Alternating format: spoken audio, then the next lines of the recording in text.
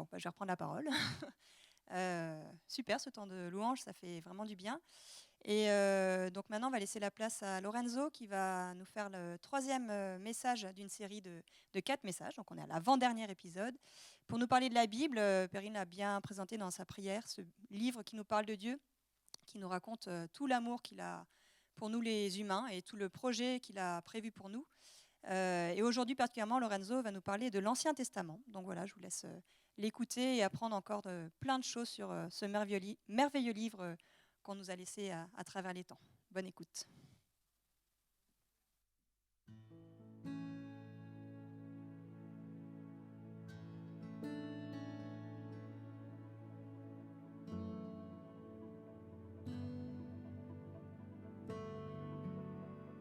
Un semeur sortit pour faire ses semailles. Pendant qu'il répandait sa semence, des grains tombèrent au bord du chemin, furent piétinés par les passants et les oiseaux du ciel les mangèrent. D'autres tombèrent sur de la pierre. À peine eurent-ils germé que les petits plants séchèrent parce que le sol n'était pas assez humide. D'autres grains tombèrent au milieu des ronces. Celles-ci poussèrent en même temps que les bons plants et les étouffèrent. Mais d'autres tombèrent dans la bonne terre. Ils germèrent et donnèrent du fruit. Chaque grain en produisit 100 autres.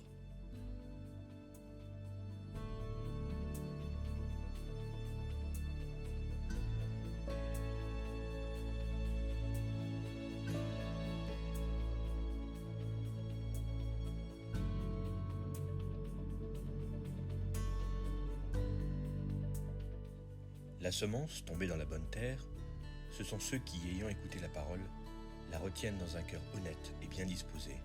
Ils persévèrent et ainsi portent du fruit.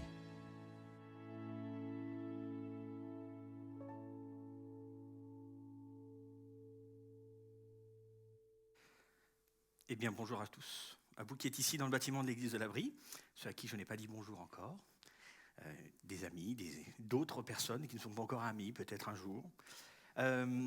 Et un bonjour à ceux qui nous regardent en ligne, évidemment, en Facebook Live maintenant ou en replay plus tard sur YouTube, dans quelques heures, le temps au service dédié de faire ce travail, de le faire.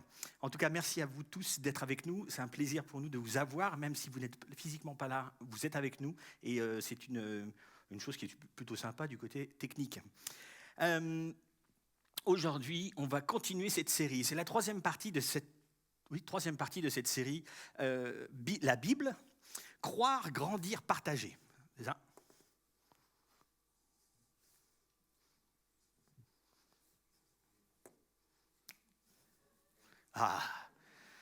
Le tuyau est un peu long. La Bible, croire, grandir, partager. Et on a eu pas mal de retours, parce que Benoît et moi, nous avons parlé jusqu'à présent sur cette série, et j'ai quelques retours. C'est assez intéressant d'avoir des personnes qui nous disent un peu, j'apprends des choses, ça me réconforte sur d'autres choses, je fais le tri sur d'autres, etc. Et une chose qui est très intéressante, c'est que l'approche que l'on a de ces écrits est très variée. Il y a ceux qui ont grandi dans le cadre des églises et qui ont entendu parler des histoires de la Bible, et ils en connaissent un rayon. C'est assez impressionnant. Et il y a ceux qui n'ont pas grandi dans le cadre des églises et qui, eux, pour le coup, ont entendu parler de quelques morceaux d'histoire de l'Église, ou l'histoire de la Bible, pardon, les histoires de la Bible, et qui se trouvent dans la Bible, et en fait, ça leur suffit largement pour ne pas croire dans les histoires de la Bible, parce qu'ils ont juste eu quelques histoires comme ça. Il y a aussi ceux qui ont grandi dans les églises et qui un jour deviennent adultes, et qui se disent un jour, mais c'est quoi tout ça ? Ça s'est vraiment passé, en fait ? Vous voyez un petit peu ?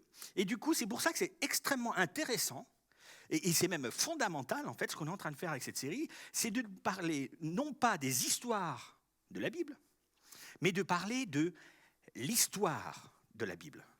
Il y a une grande différence entre les histoires de la Bible et connaître l'histoire de la Bible. Comment la Bible en est arrivée à ce qu'on a aujourd'hui, ce livre avec ses chapitres, ses versets, etc.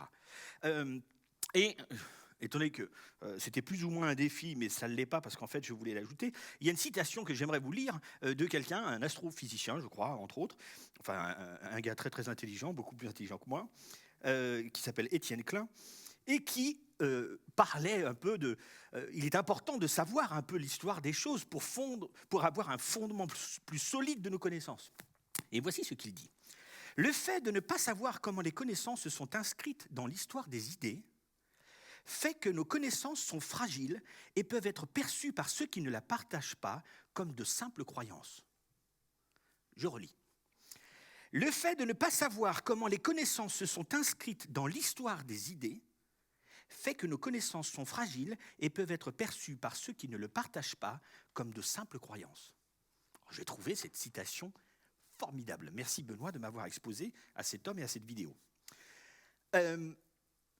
C'est exactement ce que nous sommes en train de faire. Parce qu'en fait, une des affirmations que j'ai proposées lors du premier message, c'est de vous dire qu'il est quasiment aussi important de connaître l'histoire de la Bible que ce que la Bible contient. Là, on ne parle pas de l'inspiration, tout ça. On va juste parler d'histoire. Hein. Il est presque aussi important de connaître l'histoire de la Bible que de connaître les histoires qui se trouvent dans la Bible. Parce qu'en fait, lorsqu'on ne connaît pas l'histoire de la Bible, on aurait une facilité à désavouer, à dévaloriser le contenu qui s'y trouve. On pourrait dire, c'est juste des auteurs qui ont écrit les choses, c'est sympa. En plus, des fois, il y a des belles tournures, il y a des poésies. Dans les textes anciens, il y a beaucoup de poésie hébraïque, c'est très très beau.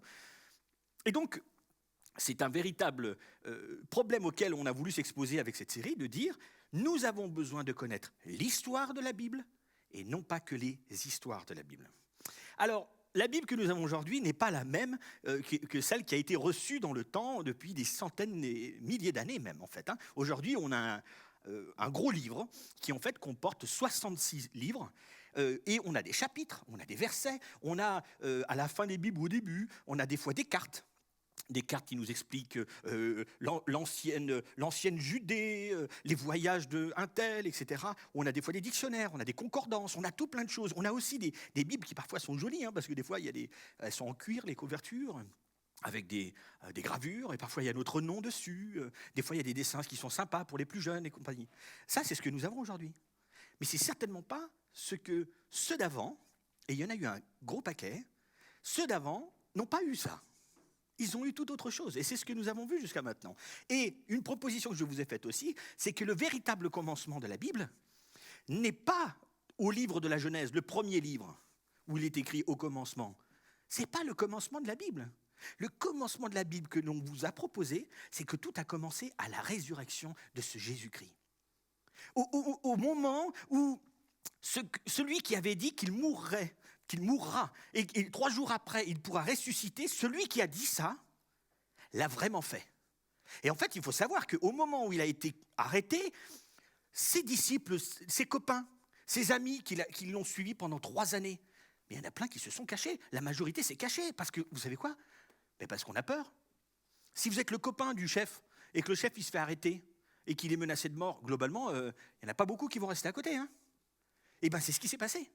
Ils ont eu peur. Et beaucoup, donc, se sont cachés. Mais il se trouve que ce qui n'était pas possible est devenu possible lorsqu'en fait, il l'a vraiment fait. Il est vraiment revenu à la vie.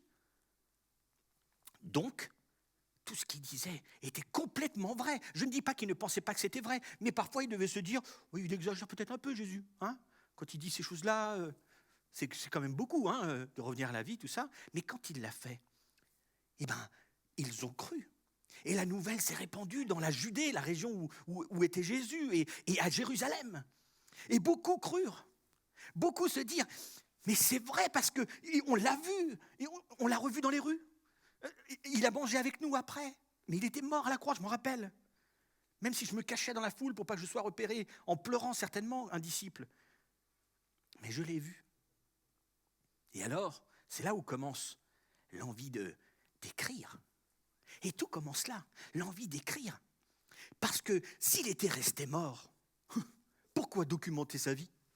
Il a dit des bonnes choses, tout ça, ok, super, il a fait des trucs incroyables. Mais bon, il est mort, quoi. Hein ? Mais non, il n'est pas mort. Alors on commence à écrire. Et il y a ce médecin qui s'appelle Luc. Luc, qui est un médecin qui décide d'écrire et de rassembler des documents et qui nous mentionne, ils sont nombreux ceux qui font la même chose, qui écrivent aussi à propos de Jésus-Christ et de son œuvre. Ils sont nombreux. Et on a parlé la première fois de Matthieu, Marc, Luc, Jean, de Grecs, de Juifs. Ils écrivent, ils documentent ce qui s'est passé, mais c'est arrivé quelques années après. Parce qu'en fait, il y a aussi cet homme qui s'appelle l'apôtre Paul, qui rencontre un jour Jésus-Christ, qui était un juif. Il le rencontre et il lui dit, Jésus lui dit, mais c'est toi qui me persécutes en fait, en faisant du mal à ces chrétiens, parce que tu les détestes, parce qu'ils ne sont plus juifs ou ils n'ont plus envie d'être juifs. Tu les détestes. Et donc, Paul commence à se balader dans tout le bassin méditerranéen. Il commence à aller partout pour parler de ce Jésus, de ce qu'il a vécu. Et là, il est en vadrouille dans le bassin méditerranéen. Il commence des églises. Et il parle de tout ça. Et pendant ce temps-là, il croise aussi parfois des copies de ces documents qui parlent de la vie de Jésus. Parce qu'ils sont nombreux à documenter et à transmettre tous ces documents, cette vie de Jésus. Parce qu'ils l'ont compris, ils ont vu se ressusciter, revenir à la vie. Merci.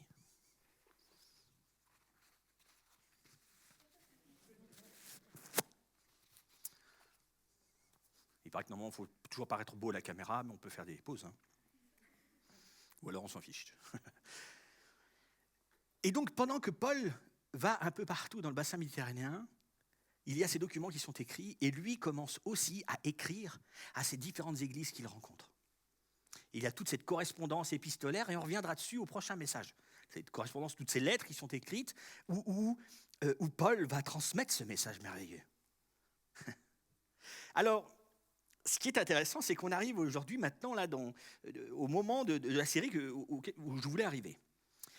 Lorsque Paul transmet tout ce message, il le transmet à tous ces gentils, on les appelle, ces païens, ces gens qui sont non-juifs, qui sont un peu partout et qui se sont mis à croire en Jésus-Christ. Ils se sont mis à croire en ce que les témoins directs ont vu.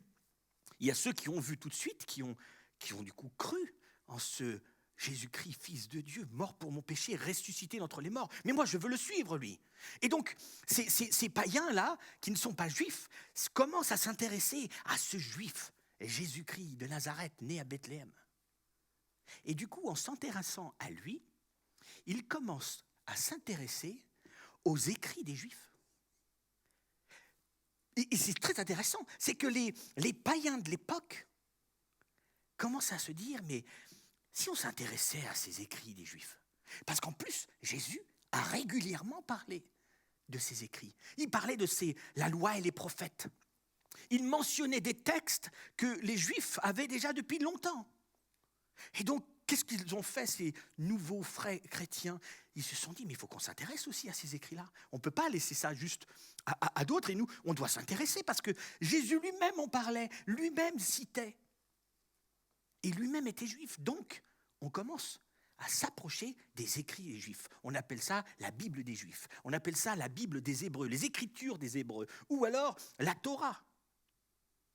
Et les païens, les jeunes chrétiens de l'époque, qui n'avaient pas d'arrière-plan juif, commencent à s'intéresser aux écrits hébreux.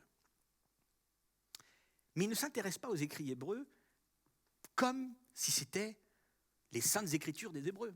Mais ils considèrent que c'est les saintes écritures des chrétiens. Parce qu'en fait, et vous allez voir pourquoi, ils voient dans ces textes Jésus un peu partout. Et c'est très intéressant. Et du coup, ils veulent connaître ces écritures des Juifs, mais ils ne veulent pas adhérer à la religion ou à la culture. Ils s'en fichent un peu de tout ça. D'ailleurs, c'est intéressant, il y a 3 choses qui se passent dans ce temps-là. On est en 1er siècle et début du 2e siècle, après Jésus-Christ. Là, les chrétiens, enfin les païens, qui se sont convertis, enfin qui sont devenus chrétiens, ne veulent pas devenir juifs, ne veulent pas adhérer à la culture juive ou à la religion juive. Premièrement, le temple de Jérusalem a été détruit à ce moment-là. On est à peu près en 70 et après Jésus-Christ. Le temple de Jérusalem est détruit. Les Juifs sont dans une période avec les rabbins, les étudiants de la Torah, enfin les prêtres et tout ça. Ils sont ensemble en train de réfléchir comment nous pouvons maintenant adorer notre Dieu Yahvé sans le temple. Et c'est de là que va naître le judaïsme rabbinique, qui, honnêtement, pour quelqu'un qui n'a pas de background ou d'arrière-plan juif, il se dit juste, c'est quoi cette horreur? Ça ne m'intéresse pas. j'ai franchement pas envie, c'est hyper rigoureux, etc. Donc, premier élément qui fait que les chrétiens, enfin les jeunes païens convertis à Christ se disent non, nous, la religion et la culture juive, c'est pas pour nous. Un deuxième élément, c'est qu'il y avait parfois, jusqu'au IIIe siècle, les Juifs de l'époque, certains, avaient quelques accointances avec Rome. Ils avaient envie d'être copains-copains avec Rome pour, en fait, être contre les chrétiens qui avaient cette fâcheuse tendance, ils étaient très agaçants pour les Juifs, à considérer les saintes écritures des Juifs comme la leur. Mais non, c'est à nous. En plus, vous comprenez à peine l'hébreu. Et donc, il y avait ce conflit qui était là. Et il y avait donc régulièrement de l'accointance. Bref, ils sont copains, Rome et pas mal de Juifs de l'époque. C'est le deuxième élément qui fait que les païens n'ont pas envie de se tourner vers la religion, la culture juive. Et la troisième chose, ils ont une drôle de vie. Les païens de l'époque regardaient les Juifs en se disant « Oh là là, alors il y a un jour, ils ne font rien du tout. » Et c'est tout le temps, ils font rien. Il y a un truc, ils ne mangent pas tout. Enfin, je veux dire, c'est hyper compliqué, en plus ils sont hyper rigoureux. Autre chose, ils n'ont même pas envie d'avoir trop de relations avec nous. C'est vraiment agaçant, parce qu'ils préfèrent rester entre eux. Ils ne veulent pas qu'on marie leurs filles, pourtant elles sont belles. Enfin, il y a des belles, enfin, pas toutes, hein, évidemment. Et on ne peut pas marier leurs fils. Et pourtant, il y en a des beaux, c'est sûr. Et du coup, il y a cette séparation très forte entre ces païens et ces juifs. Trois éléments qui font que les païens qui sont devenus chrétiens n'ont franchement pas envie d'adhérer à la religion ou à la culture des Juifs. Mais vous savez l'intérêt de ces écritures pour eux ? C'est un intérêt christologique. Peut-être un nouveau mot pour certains. Christologique, Christ, Jésus-Christ au centre. L'intérêt que vont avoir les païens à ce moment-là des écritures des Juifs, de la Torah des Juifs, c'est qu'ils voient Jésus-Christ un peu partout dans tous ces écrits. Et pour eux, c'est incroyable, c'est génial. Il y a même des portions entières, et tout à l'heure on va voir quelque chose. Il y a une portion entière, mais c'est Jésus, mais ils ne comprennent rien. Donc on n'a pas envie, ok, on a compris, vous préférez vivre entre vous parce qu'il faut que tout soit cachère. Nous, on n'est pas là-dedans, ok. Mais vous, en plus, on ne veut pas adhérer parce que vous ne comprenez même pas vos propres écrits. Vous les interprétez d'une drôle de manière. Vous savez que dans les synagogues, encore aujourd'hui, il y a certains passages qui ne sont même pas lus. Parce que ça fait mal, en fait, ça picote. Mais à ce moment-là, c'est là où il y a ce tiraillement incroyable. Et il faut savoir que le tiraillement est fort, hein, parce qu'en fait, même celui qu'on appelle l'apôtre Paul va écrire au bout d'un moment aux chrétiens qui sont à Rome. Et il va leur dire, chers amis, ne soyez pas trop durs vis-à-vis des Juifs. Parce qu'il y a un Messie, parce qu'il y a un peuple juif. N'ayez pas une mauvaise attitude, ne soyez pas condescendants vis-à-vis d'eux. Ne faites pas ça. Paul va le dire, parce qu'il y a un vrai tiraillement à l'époque. Et nous sommes au 1er siècle. Il y a un tiraillement d'un côté, ces jeunes chrétiens qui vont dire « Mais Christ, il est partout dans les textes ». Et les autres qui vont dire « Mais vous ne comprenez rien, vous ne comprenez pas l'hébreu, qu'est-ce que vous faites? Laissez nos écritures à nous ». Et les chrétiens de l'époque, les jeunes, là, les païens se disent « Mais non, c'est aussi nos écritures, c'est aussi nos saintes écritures à nous. Nous, on le prend ». Vous voyez un peu ce tiraillement? Et après, il y a l'église primitive, l'église du 1er siècle, qui commence à prendre ces textes et qui, malheureusement, va souvent juste un peu christianiser ce que nous appelle aujourd'hui l'Ancien Testament, va christianiser un peu comme si on baptisait l'Ancien Testament, et ils vont beaucoup allégoriser l'Ancien Testament. Ils vont trouver des trucs un peu plus ou moins parallèles. Si vous lisez un petit peu les premiers pères de l'Église, etc., ou les pères apostoliques, donc c'est des écrits anciens hein, qui étaient en grec, enfin traduits, tout ça, vous lisez, c'est vrai que des fois, ils se lâchent. Hein. Tu parles d'une planche et ça devient la moitié du ciel, je sais pas. Des trucs qui sont totalement allégoriques, qui complètement farfelus. Mais le malheur d'avoir fait ça, c'est qu'ils ont beaucoup dévalorisé l'histoire qui se trouve derrière. Et il est malheureux de dévaloriser tous ces textes de la Torah des Juifs. Parce qu'en fait, quand on lit tous ces textes, on voit quelque chose d'incroyable. Ceci, les chroniques du plan rédempteur de Dieu pour le monde entier. C'est incroyable. On prend les différents livres et on voit un plan incroyable que Dieu avait pour tout le monde. Et donc de dévaloriser toutes ces histoires qui sont derrière. C'est malheureux. Et en plus, Jésus lui-même citait ces textes en disant qu'ils avaient une valeur inestimable, la loi et les prophètes. Il y avait une relecture à avoir parfois, mais tellement important. Et on y voit ce plan, ces chroniques du plan rédempteur de Dieu pour le monde entier. Et ça transparaît dans l'ensemble des textes. Alors du coup, là, on va regarder un instant justement ce plan rédempteur. On a vu la dernière fois avec Benoît, il nous a parlé de le Dieu créateur. Oui, on a vu la création, on peut l'afficher. Le Dieu créateur. On ne va pas parler dans des considérations scientifiques, etc. Ce n'est pas le lieu. Dieu créateur. Lorsque je suis chrétien, je considère que Dieu est un intervenant majeur dans toute la création. Par intervenant majeur, j'entends qu'il est lui-même créateur.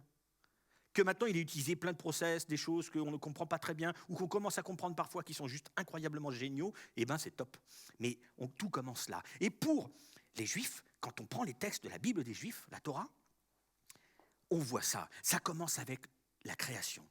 Et Dieu crée l'homme et la femme à son image pour leur donner une dignité magnifique, déjà à l'époque. La place de l'homme et la place de la femme avec une grande dignité. Et donc, les Juifs, à l'époque, n'adoraient pas la création parce qu'ils étaient l'apogée de la création. Ils adoraient le Créateur derrière. Dieu créateur. Après, on enchaîne dans le plan rédempteur.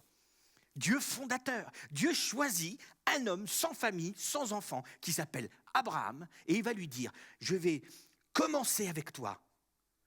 On va fonder une nation qui sera une bénédiction, faire du bien à, pour le monde entier. C'est avec toi que je vais le faire, Abraham. Et là, c'est le Dieu fondateur. Et là, on continue d'avancer. Et on arrive à Moïse. Parce qu'en fait, il se trouve que le peuple, là, qui commence à se constituer, au bout d'un moment, se fait enlever, se fait prendre comme esclave par le peuple d'Égypte, une puissance incroyable de l'époque. Et là, Moïse apparaît, ce Moïse sauvé des eaux, qui va être lui qui va sauver le peuple. C'est lui qui va aller voir le Pharaon et qui va lui dire « Laisse aller mon peuple », dit l'Éternel Yahvé. Et il va aussi employer... c'est vrai que Dieu s'adapte au Pharaon qui ne comprend pas forcément autre chose que de la puissance et de la violence. Je vous encourage à lire. En fait, globalement, quand on regarde tout le plan rédempteur là, de Dieu, il y a un moment où vous avez envie de plonger dans la lecture. Il y a des trucs incroyables qui se passent. Et donc là, ce peuple s'enfuit d'Égypte et va vers cette terre qui est promise. Et on enchaîne dans le plan rédempteur. Et là, on arrive à l'alliance du Sinaï. Le Sinaï, c'est une montagne. Et là, Moïse arrive avec ce peuple qui s'est enfui d'Égypte. Et là, ils vont monter, il va aller sur cette montagne. Et parce que Dieu veut s'adresser à lui. Et il lui dit, alors maintenant, il va falloir que vous vous comportiez bien. Parce que vous êtes la nation que j'ai choisie, vous êtes le peuple que j'ai choisi. Et je vous demande de vous comporter correctement. Ne vous comportez pas comme certains peuples autour qui sont amoraux, et on va voir ça tout de suite, qui font des choses qui sont terribles. Ne faites pas comme eux, s'il vous plaît. Et quand vous irez dans cette terre, obéissez-moi et vous pourrez prospérer. Si vous n'obéissez pas, je vous punirai. Mais je serai toujours là. Ah, c'est une menace, hein ? Oui, c'est vrai, c'est une menace. Oui, c'est une menace. Mais je serai toujours là. C'est-à-dire que si tu reviens vers moi et que tu m'obéis, je te rendrai ta terre. Je serai toujours là pour toi. Et ça, c'est dans cette alliance du Sinaï. Et là, Moïse va recevoir de la part de Dieu ce qu'on appelle les 10 commandements. Et juste après, avec tout ça, il y a plein d'autres commandements. Il y a 613 lois incroyables. On se dit souvent, d'ailleurs, petite parenthèse, c'est là où j'ai des copains, ou des gens qui sont peut-être ici ou qui nous regardent, là, qui se disent, ouais, mais tu vois, justement, toutes ces lois, c'est ridicule quand tu vois les lois qui sont prononcées, et c'est de l'ingérence, je veux dire. Ma liberté, c'est une ingérence totale. Alors, je ne fais pas de parallèle avec ce que l'on peut vivre aujourd'hui dans notre société. Hein. Je dis juste que c'est souvent l'approche que l'on peut avoir. On peut se dire, c'est peut-être un peu too much. Toutes ces lois. Et justement, on va approfondir un instant là-dessus. Parce que quand on regarde, parfois, c'est vrai que, si vous lisez donc, dans ces livres de l'Ancien Testament, on arrive dans des livres, donc il y a Genèse, Exode, Lévitique. Ça, c'est magnifique. En fait, Lévitique, c'est le livre dans l'Ancien Testament où il y a le plus de règles et de spécificités, de détails sur comment se comporter plein de choses. C'est lourd à lire. Vraiment. Et on arrive à ce chapitre-là particulièrement qui est, entre guillemets, drôle. Lévitique, chapitre 18. Lévitique, chapitre 18. Donc, vous êtes en train de... Vous prenez une Bible et vous voulez lire du début. C'est pas forcément comme ça qu'il faut faire, mais voilà, faites-le. Genèse, là on voit la création, on voit Abraham, Isaac, Jacob, au bout d'un moment Joseph, Pharaon, l'Égypte, tout ça, Moïse, boum, boum, boum. Et là on arrive à Lévitique avec l'ensemble de ces règles qui viennent issues de l'alliance du Sinaï, hein, toutes ces règles de comportement en fait. Et là on arrive au chapitre 18 du Lévitique, où il y a, rien que dans ce chapitre, environ 19 interdictions autour de la sexualité. Moi j'aime beaucoup parler de sexualité. Je trouve que c'est un super sujet. Parce que c'est génial. La sexualité dans un beau cadre, c'est magnifique. Mais là, on lit ça et on se dit, si maintenant, Dieu, en plus, il doit commencer à nous piloter dans notre intimité à la maison, temps mort. Lévitique, chapitre 18, il y a environ 19 interdictions sexuelles. C'est incroyable. Ce qui est hyper intéressant, c'est que ces 19 choses-là, sont des choses qui sont pratiquées par l'Égypte et tous les pays de Canaan qui se trouvent autour d'Israël à l'époque. Ils pratiquent toutes ces choses. Et Dieu, l'Éternel Yahvé, dit, ne pratiquez pas ces choses. Vous savez ce qui est intéressant aussi, c'est qu'aujourd'hui, on est en 2021, aujourd'hui, les pays, ce qu'on appelle tous les pays développés, ou même ce qu'on appelle les pays non ou sous, vous choisissez sous-développés, vous choisissez l'expression que vous voulez. En tout cas, tous les pays développés interdisent, ont désapprouvé 17 des 19 interdictions sexuelles que vous trouvez là. C'est-à-dire, on a dit, ça c'est hyper valable. Donc aujourd'hui, on applique ces choses. Est-ce que vous imaginez combien c'était révolutionnaire à l'époque ? Ils étaient en avance. Quand on lit, nous, on se dit, et puis le ringard, il s'occupe de tout, il est relou, on pourrait dire. Est-ce que tu vois tous les détails ? Oui, mais quelques 1500 ans plus tard, on applique ces choses. C'est très intéressant. Une des choses, c'est tu n'auras pas de relation sexuelle avec un parent. C'est écrit là-dedans. Un parent, on s'entend, hein, dans la famille. Je ne parle pas mari-femme, hein. Ça a l'air normal, non ? Il me semble. Mais autour, c'était pas comme ça. Il a fallu plus de 1500 ans à l'Égypte d'arrêter de le faire et de se marier avec ses frères, ses sœurs, etc. Il y a encore des endroits dans le monde où ils n'ont pas encore compris comment il faut se comporter. Quelques 3500 ans plus tard, 2200 ans plus tard, après Abraham. Les lois. Après les lois, on avance dans le texte. Après l'alliance du Sinaï, pardon. Les rois. Alors là, il y a un moment, contre la volonté de Dieu, contre l'avis de Dieu, il y a le peuple qui cherche un peu une espèce d'émancipation et il veut être un peu autonome. Alors, il s'est dit, et si on avait un roi, nous aussi ? Les autres autour, ils l'ont. On aimerait avoir des rois. Et donc, ils agissent comme des rois. C'est-à-dire, ils bâtissent des empires, ils bâtissent des richesses, ils s'amassent des richesses. C'est là que nous avons les premiers harems, vous savez, la multiplicité des femmes, tout ça. Et là, il y a des problèmes qui commencent. Vous savez, le problème est, j'imagine que vous savez, hein, quand vous dites « j'ai ma préférée ». Vous savez que c'est dangereux quand on dit ça à sa femme. Ça commence là. C'est là où il y a des scandales qui se passent. J'ai une préférée. Ah, là, tu vas avoir un souci. Les rois, c'est un peu la débandade. Ils sont très peu nombreux à faire bien, les rois. Très peu nombreux. Après les rois, déjà dès le 3e roi, on décide de faire comme les autres peuples. Et on décide d'avoir un temple.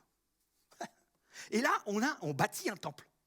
Parce que les autres ont tous bâti des temples, où il y a la statue, machin, etc. La différence avec le temple des autres, c'est que le temple chez les Juifs, il n'y a pas d'image de Dieu. Parce qu'il leur a été dit, tu ne te feras pas d'image taillée, tu ne te feras pas d'image de Dieu. Et donc la seule chose qu'il y avait quand on rentrait dans le temple, au fond, il y avait un voile, un rideau, et derrière on appelait ça le Saint des Saints, et il y avait le grand sacrificateur qui venait une fois par an pour demander le pardon des péchés pour l'ensemble du peuple. Mais ils avaient leur temple. Et ils ont commencé à faire leur adoration un peu comme les autres. On a tous un temple, c'est super. C'est pas forcément ce que Dieu avait prévu non plus. Pas comme ça. Et après, dans ce plan, ces chroniques du plan rédempteur de Dieu pour le monde entier, il commence à apparaître au fur et à mesure du temps et de plus en plus fort les prophètes. les prophètes. Et les prophètes, c'est hyper intéressant, parce que les prophètes parlent dans un certain contexte historique, à chaque fois. Si vous commencez à lire les prophètes, et il y en a pas mal des livres des prophètes, Ésaïe, Jérémie, Osée, Abdias, etc., Naoum et compagnie. Il y en a plein, avec des noms qui ne sont pas de chez nous. Donc c'est normal, c'est un peu bizarre quand je le prononce. Les prophètes parlent dans un contexte historique, à chaque fois. C'est au royaume du Nord, au royaume du Sud, c'est lors de l'exil, avant l'exil, après l'exil, tout ce que vous voulez. Ils parlent toujours dans un contexte. Mais ce qui est intéressant, c'est que régulièrement, les prophètes commencent à parler de quelque chose qui n'est pas encore là. Quelque chose qui est à venir. Donc, les auditeurs, je pense que plusieurs fois ne devaient pas tout comprendre. Ou ils devaient se dire, mais de quoi il parle? Parce que ça, on ne le voit pas. Non, non, c'est un truc qui vient après, alors. Ouais, c'est un truc qui vient après. Et régulièrement, les prophètes font ça. Et donc là, je vais m'attarder sur un court passage d'un des prophètes qui s'appelle Ésaïe. Ésaïe écrit ce texte et prophétise 600 ans avant l'arrivée de Jésus-Christ. 600. Et il commence à écrire une partie de son texte où les jeunes païens, on se rappelle, tombent là-dessus. Ils disent, c'est évident. Regardez ce texte. On est 600 ans avant Jésus-Christ. Et là, ce juif écrit ceci. Il était méprisé, abandonné des hommes, un homme de douleur, habitué à la souffrance.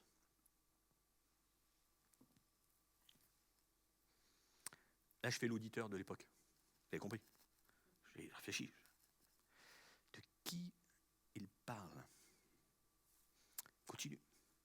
Mais c'est pour nos péchés qu'il a été percé. C'est pour nos fautes qu'il a été brisé. Le châtiment qui nous donne la paix est retombé sur lui. Normalement, c'est nos animaux qu'on sacrifie qui portent nos péchés. Mais là, il parle de quelqu'un. Est-ce que ce quelqu'un est un animal? Ils doivent être troublés, là.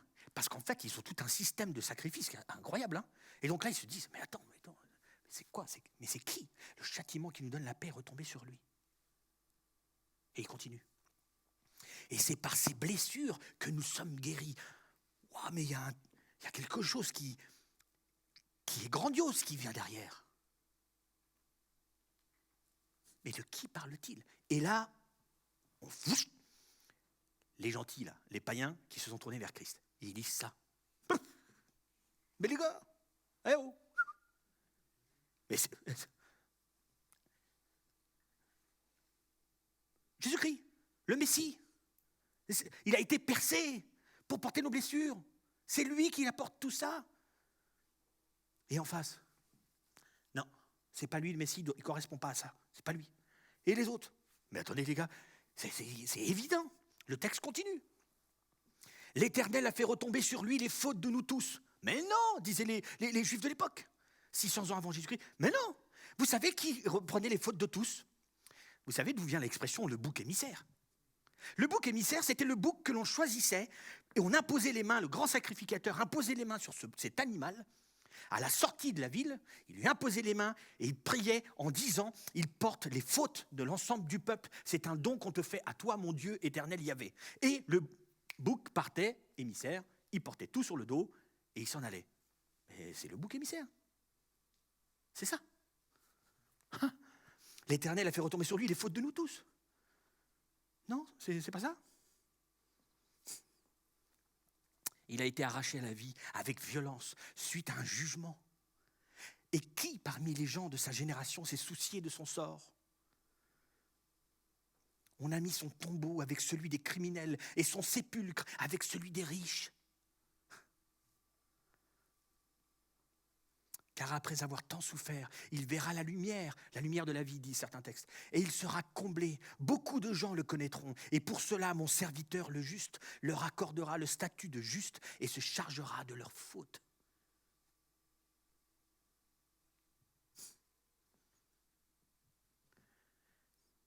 Vous, qui ne voulez pas lire ce passage, par peur d'y voir peut-être le Messie attendu, ou vous qui le lisez, qui ne voulez pas ou n'arrivez pas à comprendre, c'est quand même extrêmement troublant, quand on connaît la vraie histoire de Jésus-Christ, de ne pas voir Jésus-Christ dans ce texte. C'est très compliqué. Il a été percé. Il est le tombeau avec les riches. Il y a ce gars qui arrive, Joseph d'Arimathée, un homme riche. On est dans le Nouveau Testament là, plus proche de nous. Il arrive et il dit, je vais lui offrir un tombeau. Il va prendre ce tombeau-là. C'était un riche homme qui a décidé de donner le tombeau-là à ce Jésus-Christ. Il sera parmi les Juifs, son tombeau. Après avoir tant souffert, il verra la lumière de la vie, la résurrection. Et il portera la faute de tous. Comment vous ne pouvez ne pas le voir ?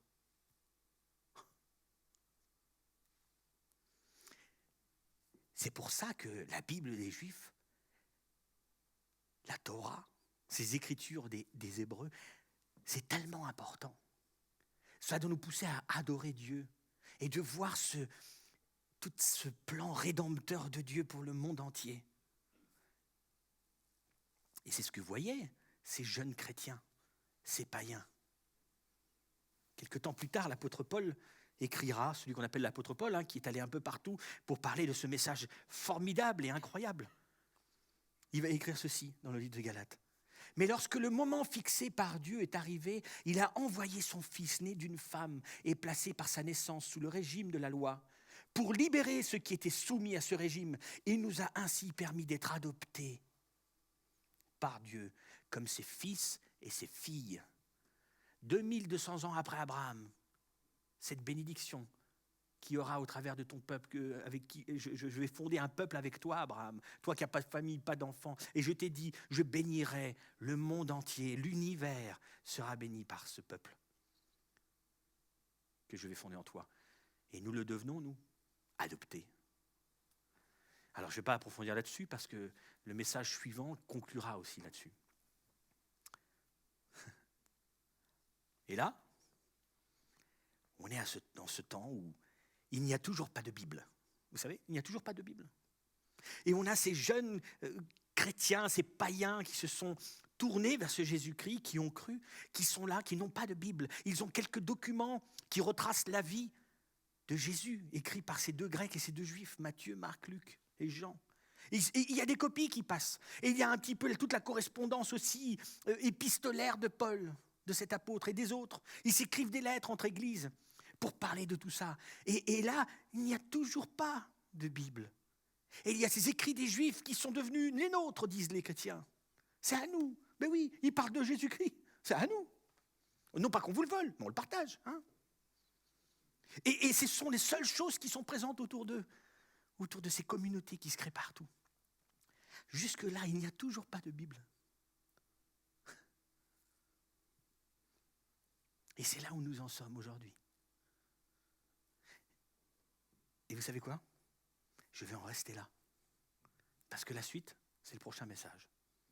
C'est du teasing. C'est un petit peu la dernière saison de Walking Dead sur Netflix. On ne vous montre pas tout. J'aimerais prier pour finir ce moment. Seigneur mon Dieu, mon Père Céleste, je veux te remercier. Te remercier en fait de nous avoir permis de découvrir ce plan rédempteur que tu avais pour nous tous, quelles que soient nos origines, notre niveau social, la race que nous sommes, si on ne veut pas parler de race, ce n'est pas grave. Quel que soit le lieu d'où nous venons, notre background, notre arrière-plan, tu as souhaité bénir tous, sans distinction. Merci aussi pour ces textes de cette ancienne alliance, Ancien Testament. Merci mon Dieu parce que aujourd'hui, après Jésus-Christ, nous parlons de Nouveau Testament, nous parlons de nouvelle alliance. Tu as fait quelque chose de nouveau. Je te remercie encore une fois, parce que tu ne gommes pas ce qui est passé, bien au contraire, tu le valorises.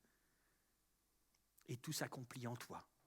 Merci mon Dieu pour ces textes, qui parfois sont difficiles à comprendre. Parfois, on s'y perd. Aide-nous à pouvoir te voir au travers de tout ça. C'est au nom de Jésus-Christ que je prie. Amen.